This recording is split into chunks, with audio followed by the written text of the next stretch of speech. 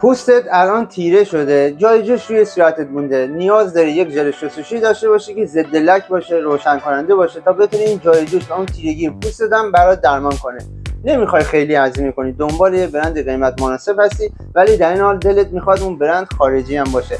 خب از چه شوینده‌ای میتونیم استفاده کنیم؟ بریم با هم با یکی از بهترین شوینده‌ها تو این ویدیو هم آشنا بشیم. خب با توجه به توضیحات اول ویدیو بهت گفتم اگر همچین مشکلاتی الان روی پوستت داری، شوینده ضد لک و روشن کننده میخوای، یکی از برندهای خیلی خوبی که هم خارجی هست هم قیمتش همیشه مناسبه، برند نوتروژینا هستش. این مدلی که داری میبینی ترکیبات گریپ فروت و ویتامین سی داره و کمک میکنه پوستت هم روشن‌تر بشه، هم توی درمان جای جوش یا لک صورت توی روتین پوستی کمک میکنه. البته همیشه گفتیم توی روتین پوستی شوینده بخشی از روتینت هست و باید روتینت رو کاملتر داشته باشی و این فقط یک شوینده هستش که کمک میکنه جای جوش یا لک صورتت رو کم کم برات درمان بکنه. ببین یک شوینده 200 میل هستش که روش هم نوشته اویل فری. همه نوع تایپ پوستی میتونه استفاده کنه، اما پوستایی که مختلط رو به چرب هستن خب نتیجه خیلی بهتری هم میتونن بگیرن. صبح و شب میتونی به راحتی ازش استفاده کنی. برای صورت و گردنت هستش.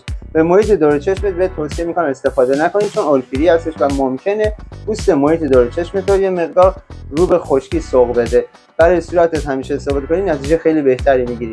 نهایتا هم روزی 2 مرتبه ازش استفاده کن، صبح‌ها و شب‌ها برات کافیه و این شوینده کمک میکنه توی روتین پوستی لک صورتت رو درمان میکنه و جای جوش اگر روی صورتت مونده باشه به مرور میبینی داره برات برطرف میکنه. حالا یه شخصی هستش که اصلا پوستش ذاتاً تیره است، همچین شوینده‌ای نمیتونه کار خاصی بکنه، نمیتونه پوستت رو روشن بکنه چون پوستت رو ذاتاً تیره هستش. اما شخصی که پوست روشنی داشته، حالا بر اثر اشتباهات روتین پوستی، مراقبت‌های اشتباهی که داشته، پوستش دچار تیرگی شده یا جای جوش روی صورتش مونده، این شوینده به درد اون دسته از افراد میخوره. خب تو این ویدیو هم بخشی از روتین پوستی مناسب درمان لک صورتت رو بهت معرفی کردیم که اونم فقط ژل شستشویی. حالا دوست داری با محصولات بیشتر هم آشنا بشی و در مورد درمان لک هم درست و اصولی بیشتر یاد بگیری، حتما ویدیوهای قبلی من پلیلیست مربوط به درمان لک رو حتما نگاه بکن.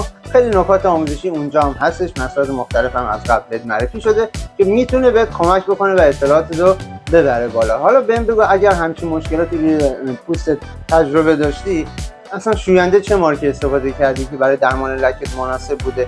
تجربه مصرفت رو برای ما توی کامنت ها بنویس و اگر به نکات پوست مو هم علاقه داشتی بهت پیشنهاد میکنم کانال منم سابسکرایب کنی که بیشتر در کنارم باشیم و ویدیوهای بعدی رو از دست ندی. ویدیو هم اگر برات مناسب بود، مفید بود، دوست داشتی لایکش کن.